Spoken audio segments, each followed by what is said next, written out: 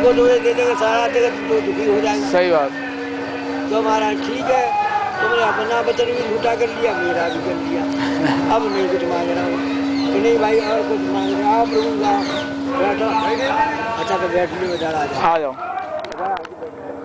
तो उन्होंने गोपीचंद ने कहा कि भाई अब क्या मांगू, जब आपने अपना वचन भी झूठा कर लिया और मेरा भी झूठा कर दिया, मुझे नहीं मिला। अच्छा भाई तू चतुर व्यक्ति है और तू ऐसा मांग ले हम तुझे दे सके।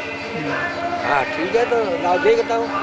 बोले ऐसा करो आप, मैं भिक्षा मांगने जाऊँ तो मुझे कोई राजी खुशी से भिक्षा नहीं दे।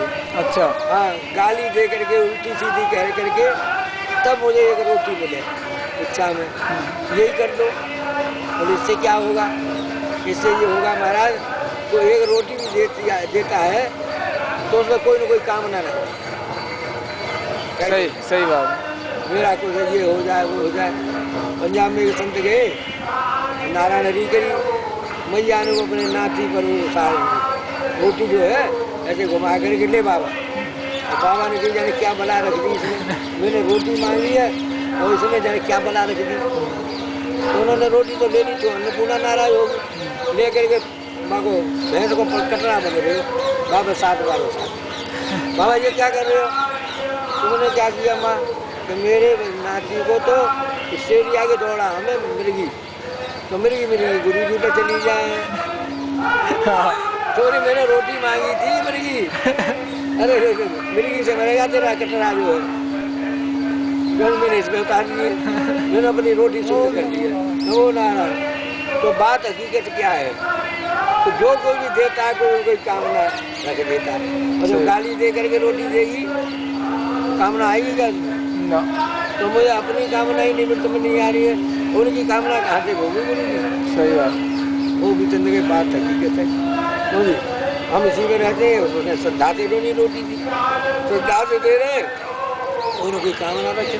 सही बात। बोलो नहीं रखते, तो बिना कामना के कोई कर्म करना रहा तो निष्काम कैसे हो जाऊंगा मैं? दूसरों का कूड़ा घूरा, या घूरा होता है ना कूड़ेदान, हाँ तो दूसरों का कूड़ा स्वीकार करता है कि नहीं करता है?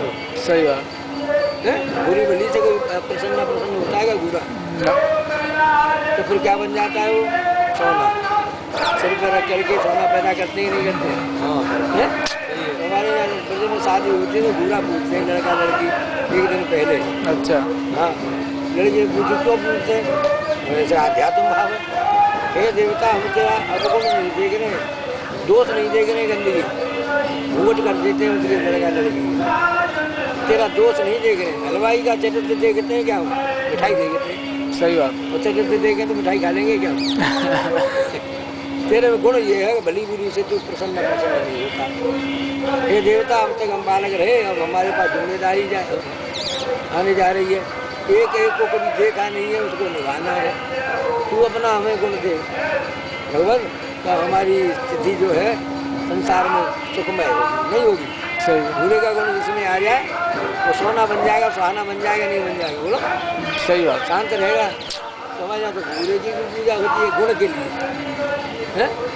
तो बताओ गुण देखो, उनका दोष नहीं देखो, उसमें भी गुण है कि नहीं? गुण तो हम गुणग्राही बने पहले, गुण देखने जाए। रामायण में गोस्वामी कहे ना, जड़ चेतन गुण दोष में विश्व की न करता है, तो संत हंस गुण गए तो परिवार ओम नमो नारायण।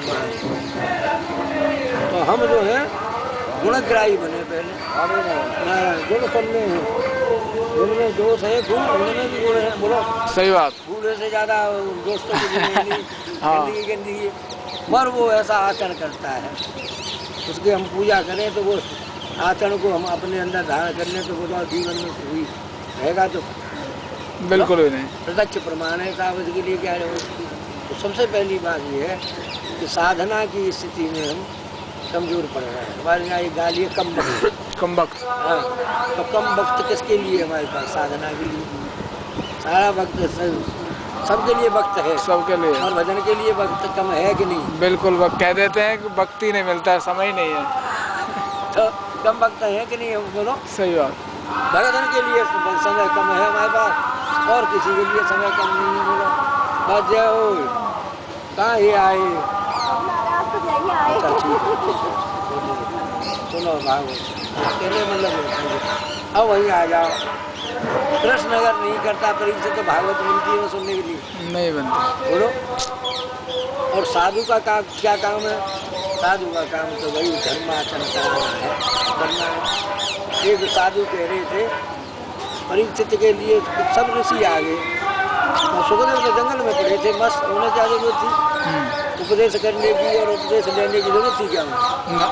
वो तो आत्मा राम थे और वहाँ जरूरत थी आत्मा राम की ऐसे धर्मात्मा के लिए। ये सारे ऋषि कुछ न कुछ बंधे हुए थे परिवार से, क्यों जी, शास्त्रों से, कर्म कांड से, कहीं ज्ञान कांड से।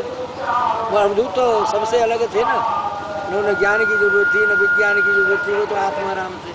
सही है। अब ऐसा वो चाहिए गुरु आत्मा राम, तभी तो आत्मा की प्राप्ति कराएगा। मोक्ष की प्राप्ति कौन कराएगा? आत्मा राम। सही है। तो आत्मा राम पड़े जंगल में। अब वो लोग को कैसे आए? और जिसके बाद पुरुषार्थ होता है ना, जिसके बाद धर्म होता है तो उसका सहयोग सब करते हैं। नारद बाबा तो मालूम पड़ेगी नारद का काम ही है तो जी धर्मात्माओं को मिलाना, तो जी धर्म की व्याख्या कराना, धर्म की रक्षा कराना, किसी तरह से हो जाए। नारद बाबा ने कहा सुखदेव से तो तू तो भाई सुखदेव नरक में जाएगा, तेरे लिए तो विशेष नरक बनाया गया है। तू बड़ा अद्भुत बनता है, बड़ा ज्ञानी बनता है और तू जाएगा नरक में। बोले मैं क्यों जाऊँगा नरक में? जो जाएगा कि जिज्ञासु जो है पड़ा है, एक अंधा जो कुएं में गिर रहा है और आँख वाला होगा तो उसे नहीं बचा रहा है, आँख मिलेंगी क्या मुझे? सुखदेव जी से जाके कह दिया जो परीक्षित बैठा है तू कृष्ण का भक्त है और वो कृष्ण का भक्त है जिसकी रक्षा भगवान ने गर्भ में जाके की। सही। भक्त और भगवान दोनों को गर्भ में धारण किया है उस माता ने, उस माता का पुत्र है वो। बोलो। सही। भगवान ने जिसकी गर्भ में रक्षा की उससे बड़ा भक्त कौन है?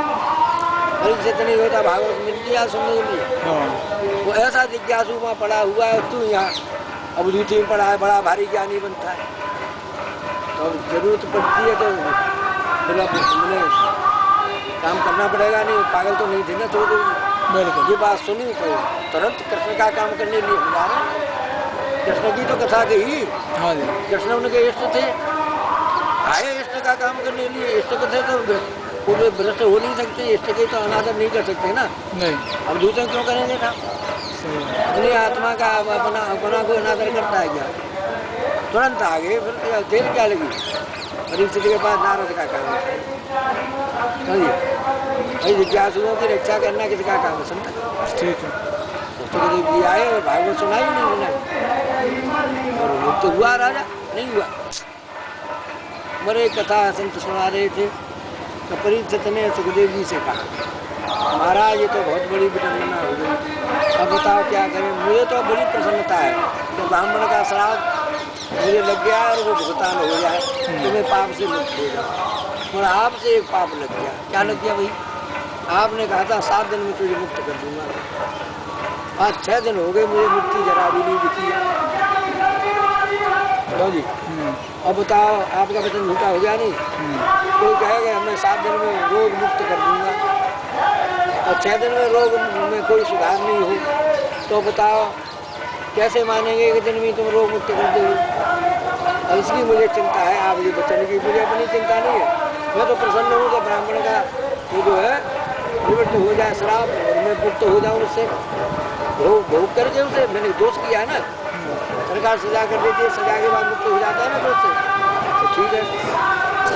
तो वही एक कथा सुनाएंगे हम सुखदेव जी ने कहा उससे वो होता है तो ठीक है, नहीं तो भैया जो होगा सो देंगे। सुना वही एक भरतवंशी राजा था, शिकार खेलने गया हुआ। शिकार खेलते खेलते उसको अंधेरा हो गया, गाँव बहुत दूर था उनका। अब उनको चिंता हुई कि यहाँ कैसे हम सुरक्षित रहे जंगल में। तो वो ढूंढने लगे तो चंडाल की झोपड़ी मिल गई। चंडाल बैठा था, अग्नि जला रहा था। है?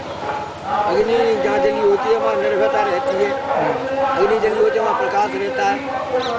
अग्नि ऊपर को उठती है, तीन उपदेश देती है, निर्भयता दो, सबको प्रकाश दो और ऊर्ध्वगामी कर्म करो। अग्नि के तीन उपदेश हैं।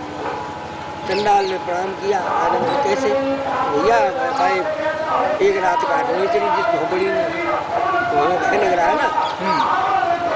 है आप देख रहे हैं आज महलों में सोने वाले पवित्र आत्मा, उसमें हड्डी मांस मज्जा ये तीन गंदगी इसमें सोएंगे कि हम काहे को सो रहे हैं? हम तो निर्भयता के लिए प्राण रक्षा हो जाए, आश्रय, एक आश्रय के लिए, आश्रय के लिए। तो महाराज साहब राजा हैं, कहीं मेरी झोंपड़ी पे कब्जा मत कर लेना, तो पागल है तो मेरी मेरी हमारा कोई पता नहीं पड़ता। तो ऐसा करना 4 बजे उठ के चले जाना, ले जाएंगे भाई, हमें तो समय काटना है। अब सो गए राजा, थोड़ी देर तो गंध आई पर हारे नीले को, फिर सोते हुए को क्या करना आती है, और गंध जो थी वह रह गई उनको सोने में, ये गंध कहाँ रहती है। अब 4 बजे उसने देखा कि राजा नहीं दिख रहा, चलो 1 घंटे और सो लेंगे। 5 बजे, अब वो चंडाल क्या जानता था राजा लोग कैसे जगते हैं, पैर पकड़े के राजन 5 बज गए चलो तो उठो। अब राजा लोग कैसे जगते हैं पता है तुम्हें? तुझे पता था कि मैं कहाँ सो रहा हूँ सोते हुए को? नहीं पता। तो उसको कैसे जगाया जाता है राजाओं को?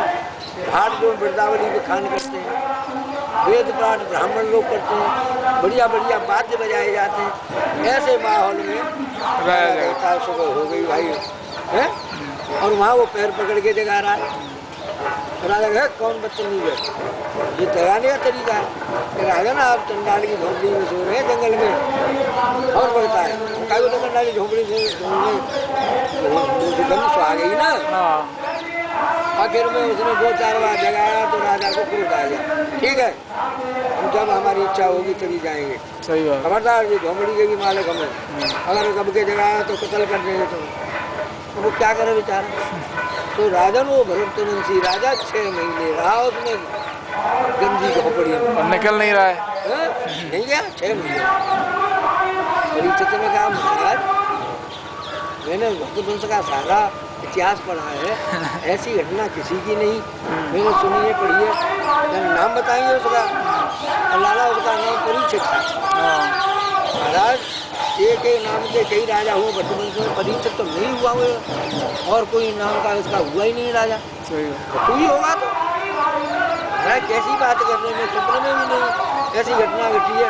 तो आप मुझे कह रहे हैं तो 6 महीने तू रहा उसमें, तो भाई तू ही है और अभी भी रह रहा है झोंपड़ी में। कैसे रह रहा हूँ? मैंने कितनी बार कहा है ये हड्डी मांस का जो है माँ बाप के पेशाब से बना हुआ ये अपवित्र झोंपड़ी, ये शरीर तू नहीं है। सही बात। अब इसकी तू आसक्ति कहाँ छोड़ रहा है? 6 दिन हो गए छोड़ रहा है तू आसक्ति, आत्मानुभूति कर रहा है। मैं कह रहा हूँ तू आत्मा है न, कभी तू शरीर है न होगा न है, हुआ है शरीर हुआ है कभी प्राणी बोलो, आत्मा के शरीर हुई है नहीं, तो तू शरीर नहीं है, तू आत्मा है। बस झोंपड़ी का इसमें क्या है पवित्रता है बोलो? हड्डी मांस मज्जा में तो ये शरीर में तो तू रह रहा है, कहाँ छोड़ रहा है इसकी आसक्ति? राजा ने कि बिल्कुल ठीक कह रहे महाराज, अब समझ में आ गई बात। 7वें दिन ही मुक्त हो गया। साधन करने पर क्या होता है, 20 चोटों में पत्थर टूटा है, 20 चोटों में, तो 20वीं चोट में अलग हुआ वो नहीं हुआ। तो 20वीं चोट से वो टूटा तो 20 चोट से टूटा, 20 चोट से टूटा। हाँ 19 में उसने कमजोर हुआ, 20 दिन अलग हो गया, तो वो पूरा 20 चोटों से टूटा, 20वीं चोट से नहीं टूटा।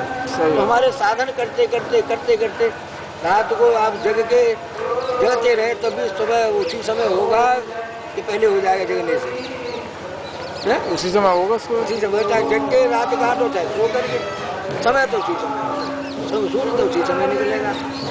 तो इसलिए साधन करते रहोगे।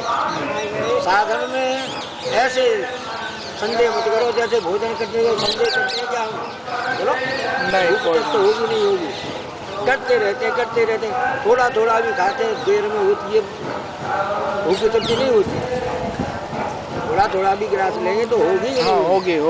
और जब बिल्कुल जब हो जाएगी तो अपने आप अंदर से कह पेट भर जाएगी। जाए। बोलो बस कहीं होती है भोजन के बाद तो लगे रहो साधन में, अपने आप निवृत्ति हो जाएगी। सही बात। पर बिना प्रवृत्ति के निवृत्ति नहीं होगी।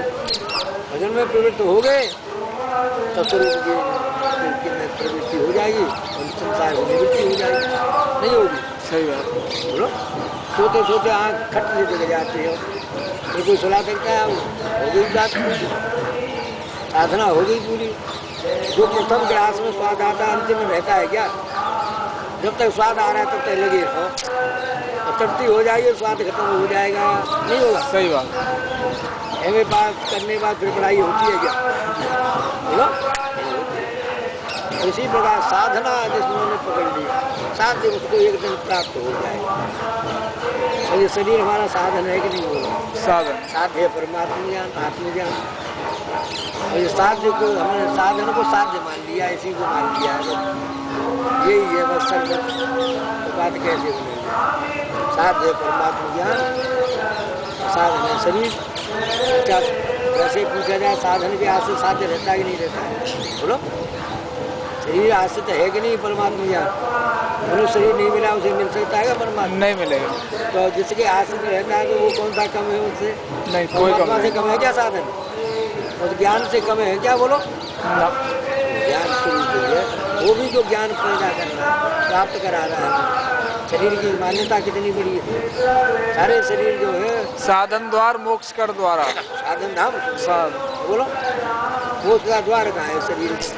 और जिसमें द्वार नहीं हो वो बताने की क्या मान्यता है? बोलो सही बात। सबसे पहली बात है ये ज्ञान युक्त है। जैसे सारे यंत्रों में बल्ब जो है प्रकाश युक्त है कि नहीं? बल्ब से ही तो मालूम पड़ती है लाइट आ रही है। सही बात। जिसके घर में बल्ब नहीं हो मालूम पड़ेगी लाइट आ रही है? नहीं। तो ये एक शरीर ऐसा है बल्ब 84 लाख योनि में, इससे ही परमात्मा ज्ञान की जानकारी है। जानकारी होने पर ज्ञान जो है फिर ज्ञान रहता ही नहीं है, फिर कुछ नहीं रहता है। ज्ञाता ज्ञान ध्येय ज्ञाता ज्ञान के सब एक हो जाते हैं। जैसे गंगा जो है समुद्र में जा करके समुद्र रूप बन जाती नहीं बन जाती। सही बात। बोलो नाम रूप क्रिया, नाम गंगा और रूप उसका चौड़ा कितनी चौड़ी है, और क्रिया माने बहना, तीनों ही साधन साथ समुद्र में जाकर एक हो जाते नहीं हो जाते। भीतर रहता है क्या? साधन करते हैं, साधन की मान्यता है। साधन कभी विफल होता नहीं, कर्म कभी माफ होता नहीं है।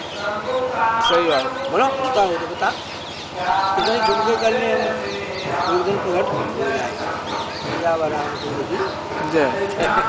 प्रश्न आपने फिर भी नहीं किया, और वो आपकी भीतर से ही प्रश्न उत्तर अपने आप हो गए नहीं। सही बात। ये सत्संग का फल है। ये बात है। हम प्रकृति का आदर करें साधन के लिए।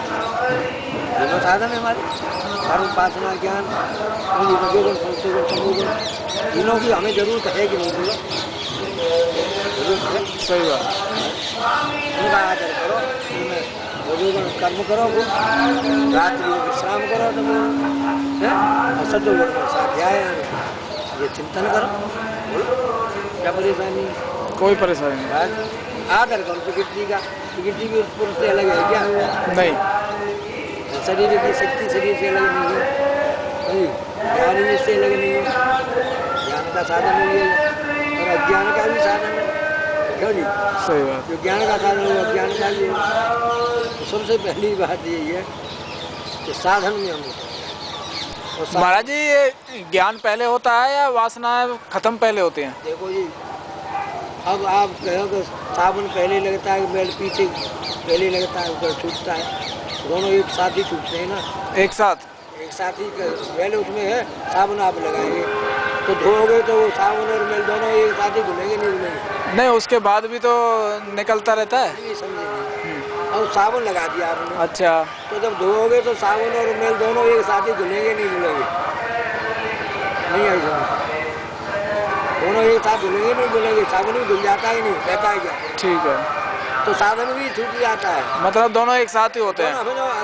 दोनों एक साथ ही। तो ज्ञान के बाद कोई वासना नाम की कोई चीज नहीं रहती? वासना रह रही है तो भी ज्ञान के लिए साधन करो। अच्छा। अरे भूख, अभी भोजन करने की इच्छा है तो अभी भोजन करो, भोजन करने की इच्छा मृत्यु होगी तो पूर्ण हो जाएगी भूख, फिर करते हैं क्या हम? बोलो एक गिलास भी नहीं खाते, सही बात। तो नहीं खाते। तो साधन अपने आप बता देगा आपको, शादी की प्राप्ति हो गई, अपने आप छूट जाएगा, अपने आप स्वाद नहीं रहेगा। बोलो जगने के बाद में सोने की इच्छा रह जाती है क्या? नहीं। ये तो आप कितने प्रयत्न हो तब भी नहीं है। स्वप्न से जगने के बाद स्वप्न का कुछ रहता है क्या? नहीं, बोलो कुछ नहीं रहता। कितना दुख को उठा ले क्या था वो आपका शरीर था, आपके सिवा कुछ था वहाँ सपने में? बोलो तुम्हें लड़ने वाले बने, तुम्हें लड़ाने वाले लगे, तुम्हें गाली देने वाले लगे, तुम्हें सुनने वाले बने। बोलो तुमसे अलग कोई हो सकता? नहीं, कुछ नहीं। स्वप्न में जो तुमसे लड़ रहे हैं उनसे पूछो, वो कहेगा हम क्या बोलेंगे तुम लड़े हो गए, तुम्हारे स्वप्न में तुम ही तो हो, कोई किसी को नहीं मालूम। नारायण जय हो।